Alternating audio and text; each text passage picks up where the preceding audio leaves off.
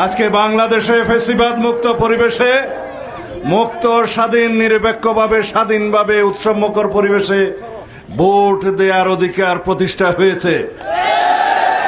সেই ভোট প্রয়োগ করতে হবে আগামী জাতীয় সংসদ নির্বাচনে।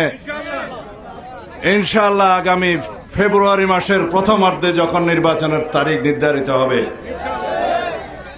16-17 বছর যাবত এই ভোটাধিকার প্রয়োগের জন্য বাংলাদেশের মানুষ সংগ্রাম করেছে। ফ্যাসিবাদের বিরুদ্ধে, অগণতান্ত্রিক শাসনের বিরুদ্ধে, অপশাসনের বিরুদ্ধে।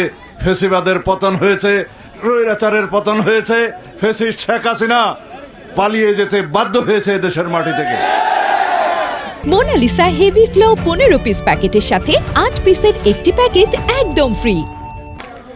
ইনশাআল্লাহ আমাদের শপথ, শহীদের রক্তের শপথ, অঙ্গীকার, জনগণের প্রত্যাশা, আগামী দিনে আইনের শাসনের বাংলাদেশ প্রতিষ্ঠা হবে।